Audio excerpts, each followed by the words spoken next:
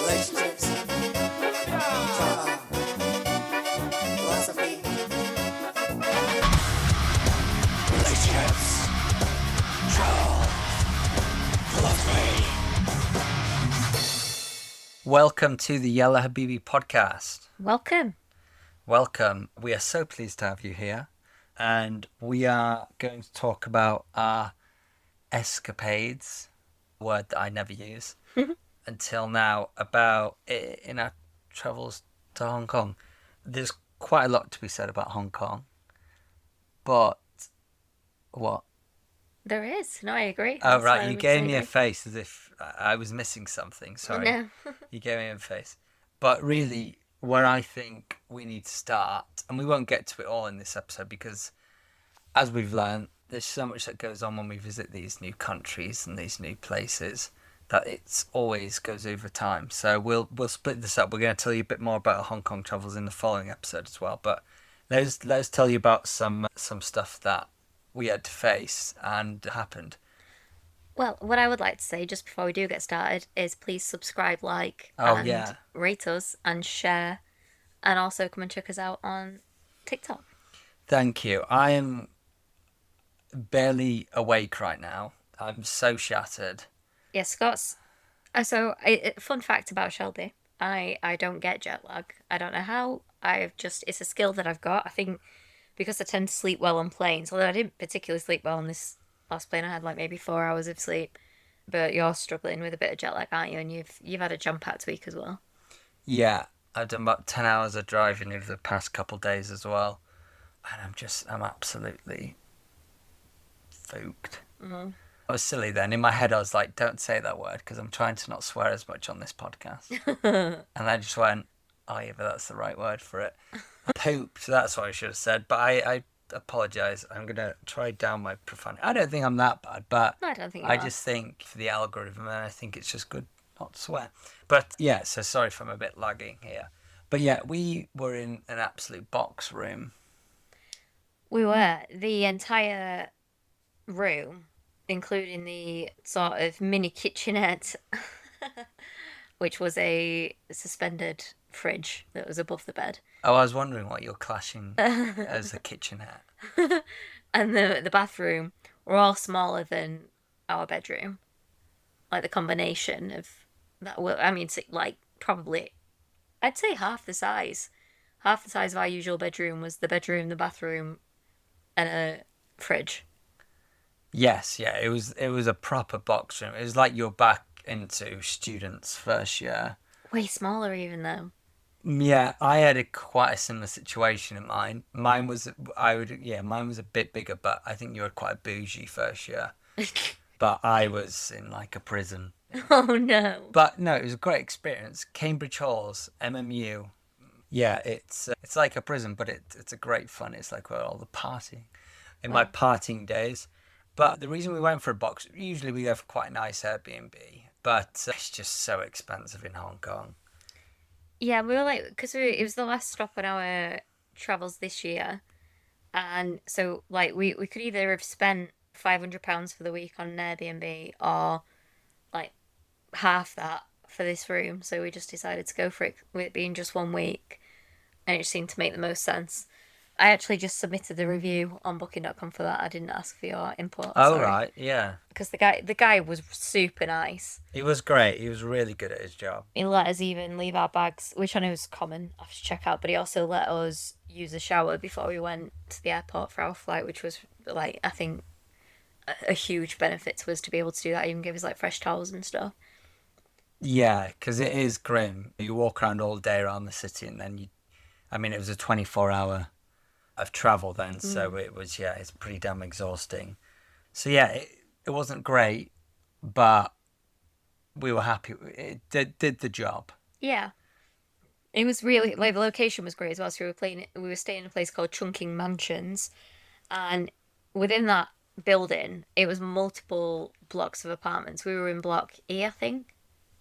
I think so, yeah. So there's like A, B, C, D, E. I don't know how many more blocks there were, but as you go into the building, the entire downstairs is filled with like Indian restaurants, phone shops, smoothie shops, like just general stores as well, like little mini supermarkets and things.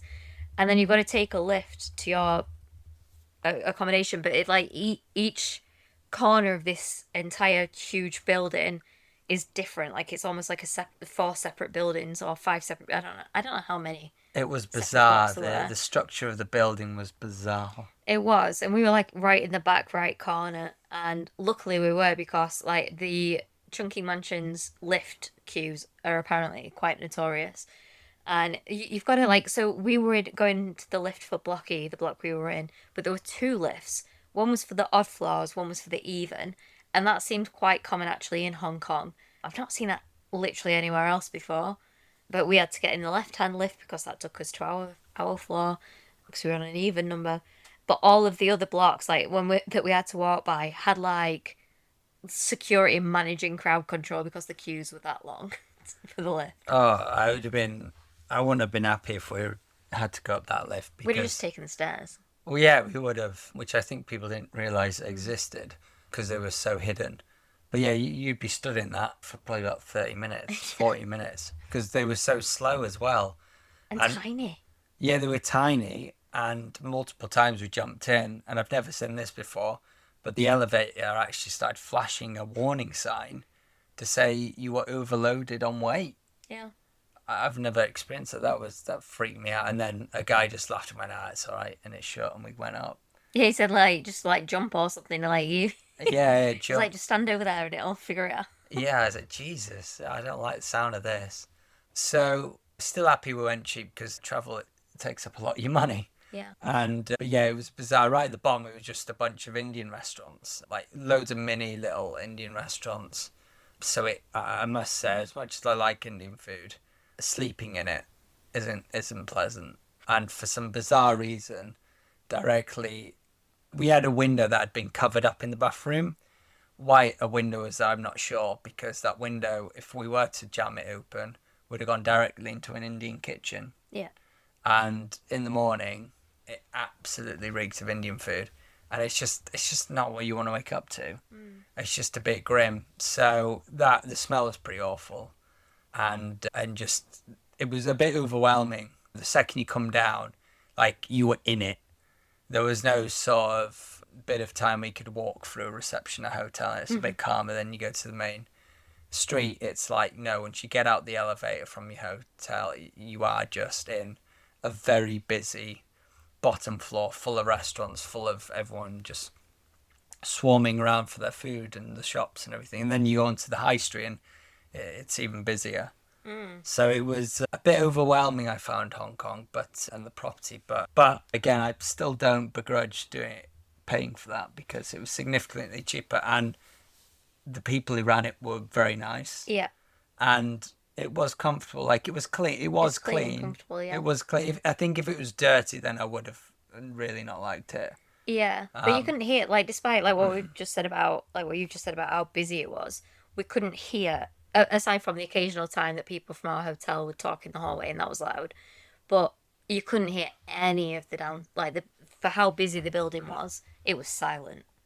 Yeah, it was. You And could pitch sleep. black, it was great sleep. Yeah, I slept pretty well actually, and it was a smaller bed, so yeah, the bed one, it was quite a nice sleep. One thing I don't get that I've noticed in traveling, when you're in a property that's in a building with other properties, is why do people decide to spend their day in a hallway? Yeah. I've noticed that, and it just bemuses me and frustrates me. Because if you're having a conversation in your apartment, it doesn't matter, I'm not going to hear you. But if you come outside your door and you're opposite of me, or even just down the hallway, it really carries in the hallway when people laugh when they talk. And I've just noticed a bunch of times now, I've heard people talking in the hallway and laughing for like 2 hours. Yeah. Like what acting as though it's a communal area or an extension of their room. Yeah. Why like I don't think I mentioned this on the podcast, but when we were this is like slightly different, but when we were in Shanghai and someone was knocking on the door at 3 a.m. Oh, yeah. and I opened it up, I'm like, one eye open, eye mask over the other eye, hair all over. And she's like smiling at me, holding up food delivery, and she wasn't the food delivery person. I think she got confused what room it was.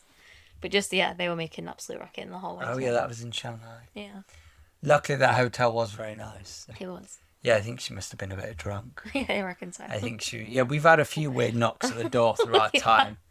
We've had a few weird knocks at the door. The one in Thailand was probably one of the weirder ones. Thailand. I can't remember knocking the door in Thailand. No, in Phuket, we had a young girl who was clearly drunk, and she was like not knocking, she was banging on the door. And I was like, oh my goodness, who's this? I was like, oh my God, is there a fire? Is there what's going on? So I like died up and went and opened it, and she walked straight past me. She literally just walked straight, and so she like shoulder barged me. I was like, what the fuck? And I was like, whoa, whoa, whoa. And I didn't recognize her, and she didn't look like she wasn't dressed. I could tell she didn't work in the hotel, so I didn't feel comfortable in it. And so I like sort of just stopped, put my arm out to stop her, like, what are you doing? Yeah. And then she got angry at me, and she was trying to push past me. I was like, what, you're in bed? I was like, what? And I had to forcefully hold her out of the room. I had to forcefully, like, I remember to put my strength into her. I'm like, who are you? What do you want? And she was adamant to come into the room. I guess she was just adamant this was her room. And I didn't have to push her, but I had to, like, forcefully sort of push her. Yeah. And then to just slowly, so she would sort of walk backwards. And she was, like, really confused. And I was like, what on earth? And then I shut the door, and then she did the same thing to our neighbours. So, I don't know, we do have some strange knocks at doors sometimes. Thank you for protecting me, darling. I was probably fast asleep. Yeah, you were KO'd, I believe. So you do get some weird knocks at the door.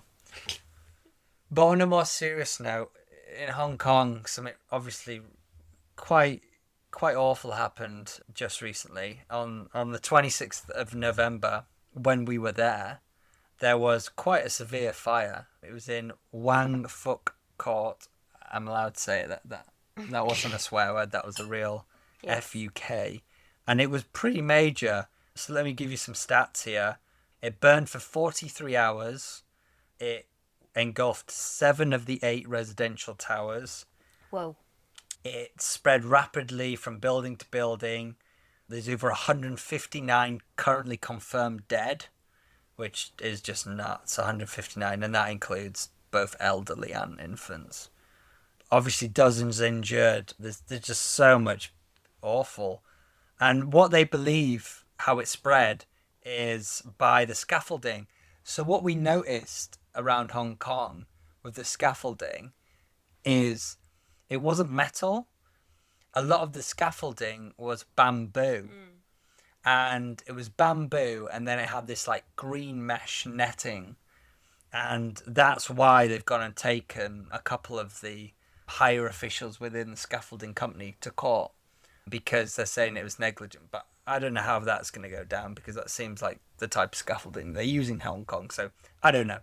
But yeah, so that's why it basically engulfed it so quickly, because it had a load of wood covering, and that's how they believe it transferred from the buildings, because it just travelled between sort of the scaffolding and the net, which just burnt easily, of course. So the reason we mention that is that did happen when we were there, and because of the type of building we were in, I honestly couldn't. If you were to choose a building that you would think it would happen in, I would have probably said ours. Yeah, because I mean, the Chungking Mansions I think are quite well known and famous in Hong Kong, and like because of all those kitchens on the ground floor, and because it's just so stacked, like there's so much inside it, like it would go up like a Christmas tree, like it. And there's all the buildings are attached to it, so it doesn't need to travel. But I think the main thing is, one, there's probably 40 plus kitchens in there, all individually manned. There's no health and safety officer going around and checking is it all okay. And there were so many people in that building, and the exits were not simple. No. The exits, people weren't even aware of them. We only learned about the stairs on like the 4th day. Yeah. So yeah, it just, of course, it freaked us out a bit, and it absolutely terrified our mothers. Yeah, definitely. We had a few messages of please tell me you're nowhere near this place and let us know you're okay. And to be honest, I did sleep uneasy after it. Like, it was on the news everywhere. Buildings put posters up saying, make sure you fire exits. And it's just awful. And yeah, I did really worry because I thought, well, if it does go up, we are really snookered here. Like, what, this whole building. Yeah, no window to go out. The window was to a kitchen. Yeah. And the kitchen was basically a kitchen in a cupboard. Like, it wasn't even a proper kitchen. Like, Yeah. and yeah, it was just scary. And we saw on the news that green mesh, didn't we? And they were showing like there was like this green mesh. That was the netting on the scaffolding. Yeah. So that you just don't know, do you? Like what the building's made of, how safe it is, how long ago it was built, like what the regulations were then. So it was quite frightening and just really sad as well. Like, I mean, we're from the UK, and Grenfell Tower in London was like a big tragedy that we're aware of. Like one of the biggest like residential fires that I can think of. I would say it's in our lifetime the most famous one. Yeah. One of the most famous ones, yeah. And similarly, that was to do with building regulations not being as good as they should have been, and using the wrong to do with the cladding on the building. And just hearing about it is just really, really, really sad. Really sad. It was terrible, and this is the deadliest one in Hong Kong in decades. In decades. Apparently, there was one in 1948, which was a warehouse fire, but I'm not sure if that had as many casualties. But yeah, it's shaken them, and I think it seems, because it was all, like you said, it was all over the news, and they were quickly shaking down the government and bringing in the contractors and the managers from all the different scaffolding companies. So it seemed like they were taking it seriously, and we could see they had everyone on it. So I think that it looked like the what do you call them? Not the rescue teams. I don't know. Well, not the rescue Fire team. engine, firemen, policemen. Emergency services. Emergency services. Thank you, Susie. The emergency services came. It looked like they did a good job. Yeah. Which is good. It's impressive. Like and it's. My brother's a firefighter, and I just think it's the most impressive job that a person can do. Like the thing that we run away from, they run towards, and I think that's unreal. Yeah, I think it's one of those jobs I got excited by as a kid, and then I got older and realised what it involved. It's just unbelievably dangerous. The job is literally putting your life at risk to save other lives. And I think it's very commendable, and well done to all the emergency services in Hong Kong for doing what they could with a horrendous situation. Absolutely. So our heart goes out to them, and we're devastated to hear the amount of destruction it's caused to families and relatives. It's horrific. So I just hope it just doesn't happen again, and it's fixed. Whatever was wrong or went wrong, that's learnt, and we grow from there. Yeah. Or maybe we go on to something a bit more light-hearted, but for you this isn't going to be light-hearted. Oh. This is Scott's WTF of the week. Every week the world gets a little weirder. Let's talk about the strangest thing that went down this week.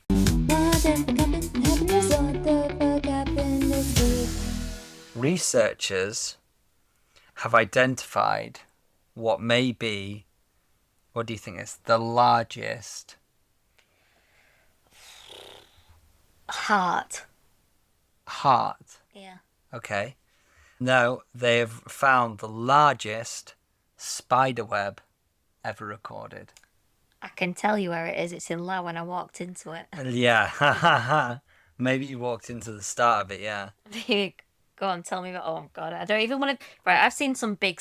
Right, I used to live in Australia, and I've seen some big ass spider webs. I'm talking like 20 feet wide, from tree trunk to tree trunk, with countless spiders on them. So I've seen some pretty big cobwebs. Yeah, no, I don't doubt it. And Laos was full of them as well. But I think this might beat it. Currently, the record is what's recorded from what they've seen. It's 1,140 square foot. Oh my God! What? Yeah, And what's creepy is it's What's creepy is that it's that big. no, even creepier. Susie, what does this word say? Colonial. Colonial. Some words, my head I'm so tired.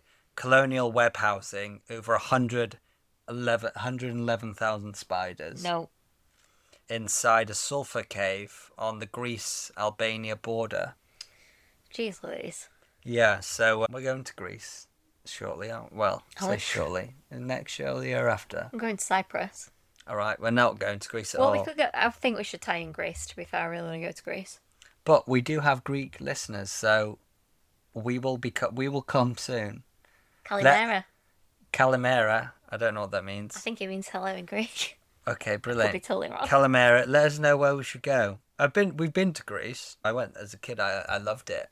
I love Greek food as well. Oh, yeah. I do enjoy Greek food. It's hard to find a good Greek restaurant though in the UK.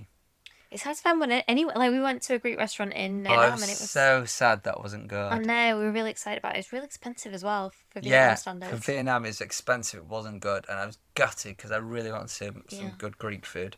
But yeah, our Greek listeners, let us know where we should go and what food we should be eating. Mm-hmm. But continuing on, the web sits in a pitch black sulfuric passage, and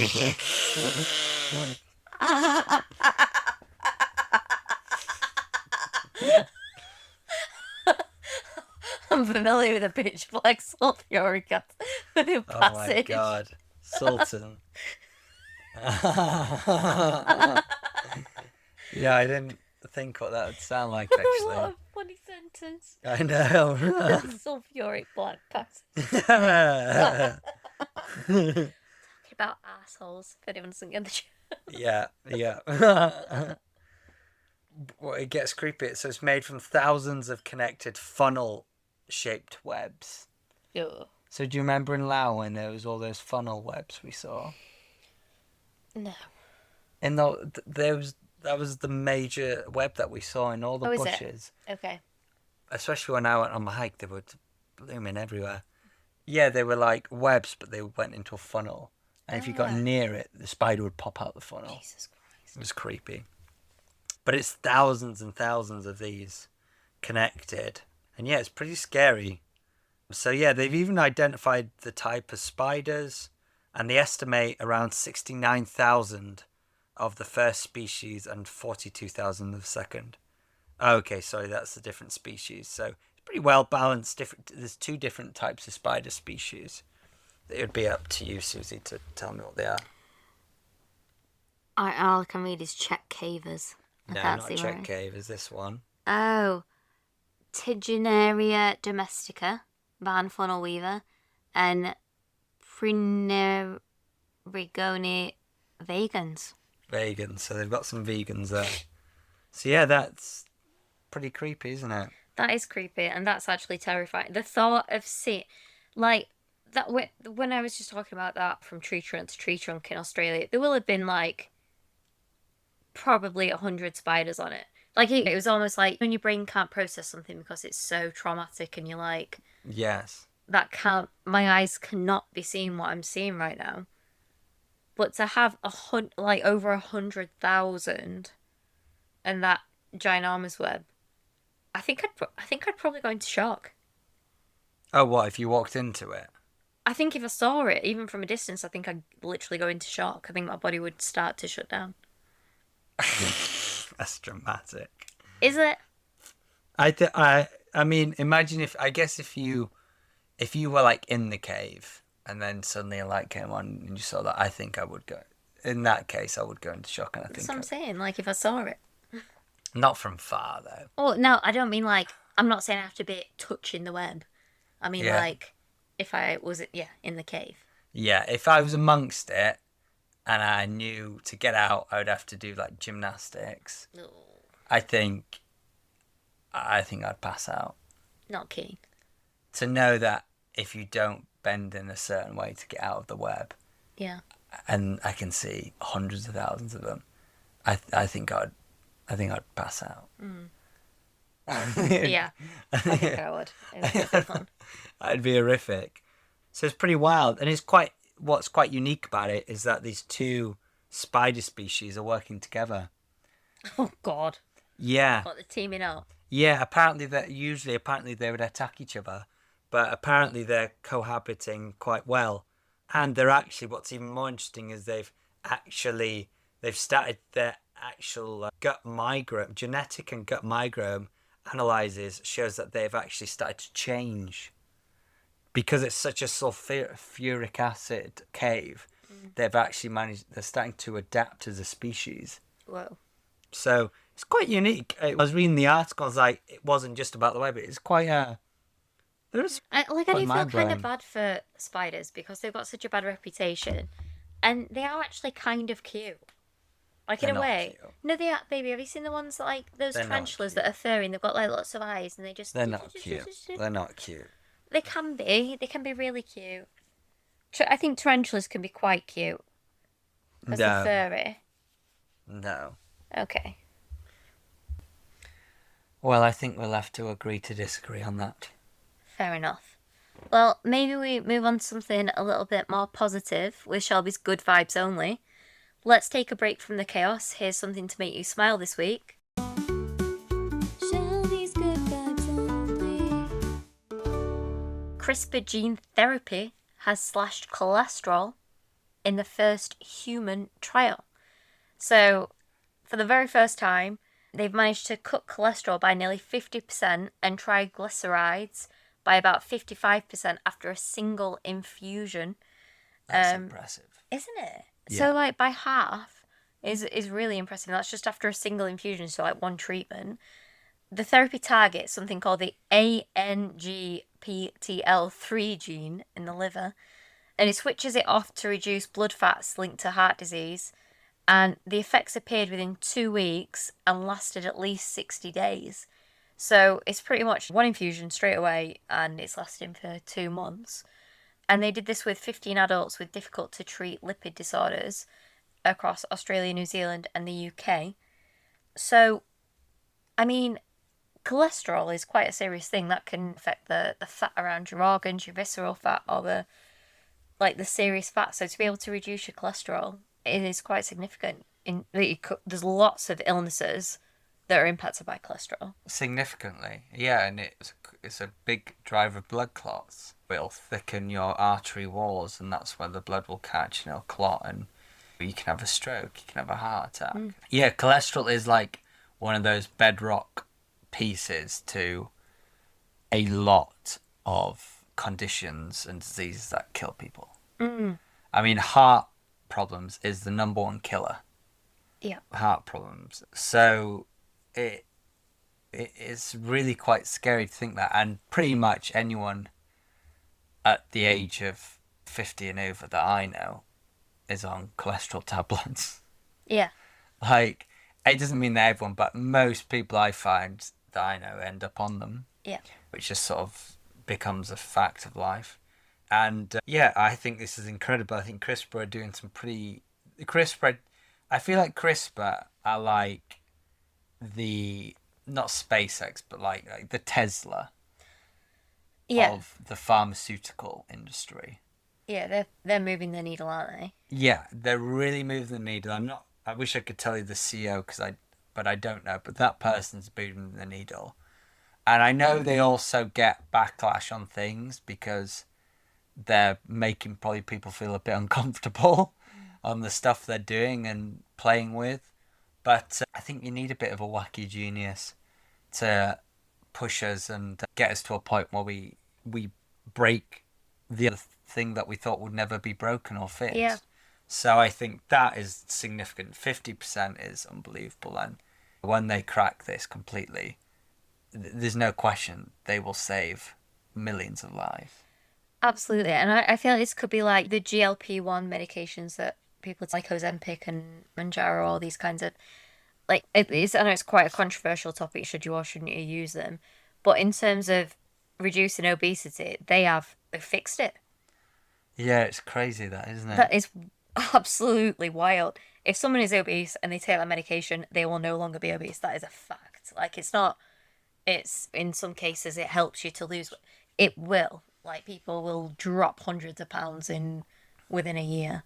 So I reckon this could be something like that for cholesterol. I think it could be a Yeah, guaranteed fix. But what is also, I just want to point out as a vegan, there is no cholesterol in a vegan diet. And that's not to say people, you might go, well, Shelby, there are good cholesterol and bad cholesterol. Yes. And the good cholesterol that you get from fats, such as avocados, that then converts into cholesterol, the good cholesterol in your body, but it actually doesn't contain, no plant foods contain cholesterol. That's actually an easy way of seeing if something's vegan as well. On the back of all the information, it tells you the protein, the fibre, and all that jazz. If it says that there's any cholesterol in it, it's not vegan. So that's a good tip for anyone who's new to veganism. But following a plant-based diet, you are guaranteed to have 0 cholesterol added to your diet. And again, I want to reiterate, you can still get good cholesterol because the fats converts the good cholesterol in your system.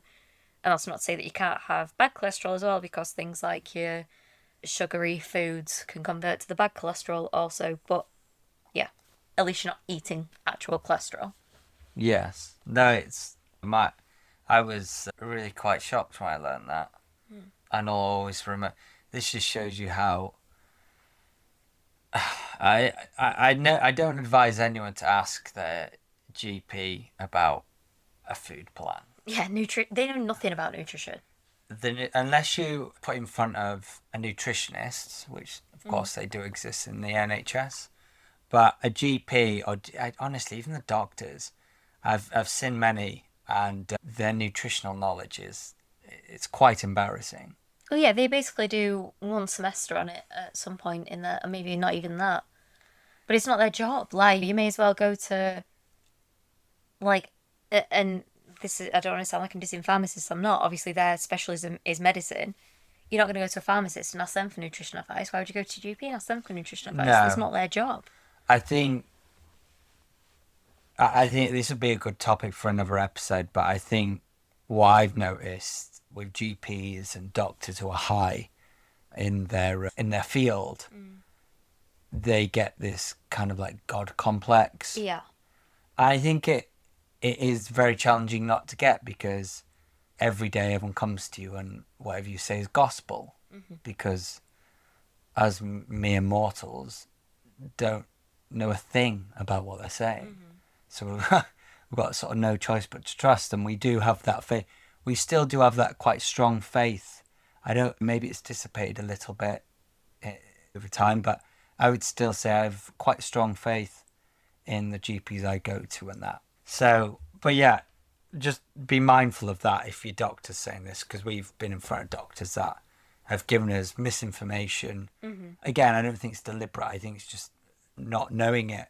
So just be careful. They're not glued up on especially like a vegan diet. They're really not glued up on it. So better to go to someone who is like a nutritional expert. Yeah. And also one that has experience in dealing with vegans, because I do think that there is some bias against veganism. Like, if somebody, like, I think it's quite a divisive issue, isn't it, veganism? Like, people are either for it or they're against it, or they're open to it but don't subscribe to it, which is fine. Like, there are people that are accepting of veganism that aren't vegans, which is lovely. And that's the kind of nutritionist that you want to go to, if not a specifically vegan one. Because I've had conversations with nutritionists who are like, yeah, but where'd you get your protein? I'm like, what do you mean? Like, you've trained in, what do you mean? Like, that's frightening that as a nutritionist, you're asking me, a vegan, where I get my you tell me, where's the protein in plants? Because there's loads, and you should know it. Yeah, it's a bit worrying if they're saying that, because through their education they would have been told this. But they'll have zoned it out because it doesn't. They'd be like, well, no, you get your protein from your chicken and your eggs. Maybe so. Yeah, I want to be careful. There'll be so many great experts out there. I think what we're saying is just be mindful, because Yeah, totally. Sorry, I'm not dissing all nutritionists at all. Yeah. I'm just saying that there are some that will be implicitly biased against yeah, veganism. because it is divisive, but the brand of veganism has definitely improved. But there's still the majority have quite a bad taste in their mouth with veganism, and I'll accept that I did for a long time. It's just kind of one of those things you brought up to laugh at. I can't really sum it up in a bottle why, but it's just one of those things that's just a default, like, that's a joke. Yeah. So yeah, obviously that still exists. Generations have to come to Yeah. for that to sort of dissipate an education. So, but anyway, let's get on. That's a big topic for another Yes. episode. But the CRISPR thing is great. Yeah, it's interesting, Yeah. isn't it? And yeah, so first impressions. This is going to be our first impressions of Hong Kong. We don't have a name for this segment. I was going to call worth the trip, but I feel it's quite individual to the worth the trip segment. So if you've got any ideas for what we should name this, it's first impressions of a country we visited. Please let us know in the comments. But first impressions of Hong Kong, what would be yours, my darling? I think, in fact, no, I know, is because I went to Hong Kong, I don't know how many years ago now. Probably close to 10 years ago, maybe like 8 years ago, something like that. And at that point, I also thought that I was gluten intolerant. It's a long story for another day. But I really, really struggled to find food, particularly vegan food, in Hong Kong. But this time, I felt like it was easy. Oh, the food was great. The food was phenomenal. And so that my first impression of Hong Kong was how vegan friendly it was and how good the vegan food was. Oh, I loved there were two particular restaurants we found, and oh my god, they were so good. Yeah. So it's like, to be clear, it's not like every single restaurant is super vegan friendly, but just there are No. plenty of like on Happy Cow, the app that we always talk about, where it opens up and it knows exactly where you are and will tell you like how far away the closest vegan options are, or vegetarian, or even just regular restaurants that have vegan options. And there were loads, and we had two in particular, which will 1,000% be linking in the next episode. So stay tuned for that, because we'll be talking about how vegan, the best vegan parts of Hong Kong We will in our vegan voyages. in our vegan voyages segment. Yeah. But that was my first impression, that this time, compared to last time when I only had pak choi and boiled rice every single meal, it was super vegan friendly. No, good point. For me, I could sum it up in a few words. I got there, and within 5 minutes, I said to myself, this either feels like the New York of US or the Mumbai of India. It was very busy. It was loud. It was in your face. Our accommodation around the city wasn't too. It was a bit dirty. It was a bit more of a dirtier city, but our accommodation was smelly and dirty. Did The- it smell? the- Oh, sorry, did it The smell lower like the floor, outside? the lower floor was grim. Yeah, The lower floor was grim. So I think just because that was my first impression, I was like, "Oh no, I'm not gonna like it here." Yeah. No, I can see that. But yeah, obviously we're not going to talk about your favourites and least favourites yet, but hopefully you had a more positive experience as time went on. Well, we'll have to tune in for next The listener episode. will have to listen and find out. So yeah, it was not the most positive of first impressions, but it's my honest first impressions.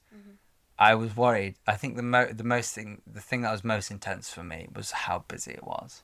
Yeah, that was intense. Like, because Hong Kong is so compact, everything it's just like to just walk down the street.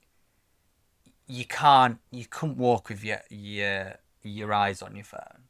No, and you can't cross everywhere. Like you could be walking for ages before there isn't a barrier to prevent you from crossing the road. Sometimes Yes. as well. Yeah.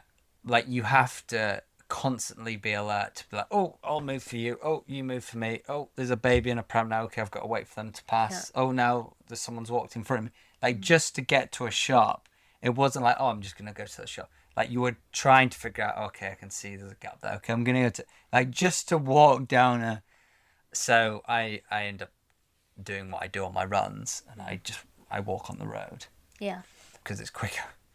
But yeah, so not positive. Well, you've heard our first impressions of Hong Kong, but you're going to have to listen to our next episode to learn about our favourite, least favourite, and most vegan things about Hong Kong. Yes, in our Vegan Voyager segment and our worth the trip, so you'll know whether it is worth it and whether it's vegan friendly for all our vegan listeners as well. But that is it. Please do subscribe, like, share, rate us. It helps us a lot. It really, really does. We're a small podcast, smaller than you think. And it goes a long way. You'd be surprised. Just one rating actually makes quite a big bump in the viewership on our episodes. It does, and it makes us smile also. It does. Like, honestly, if we just get 5 more views, like, it's like, oh wow, like that will make our week. So yeah, and we're always trying really hard to figure out how to improve these episodes. Yeah. So, and always let us know if you've got any ideas, because we are learning. We are indeed always learning. We are. But there we go. Another adventure wrapped up.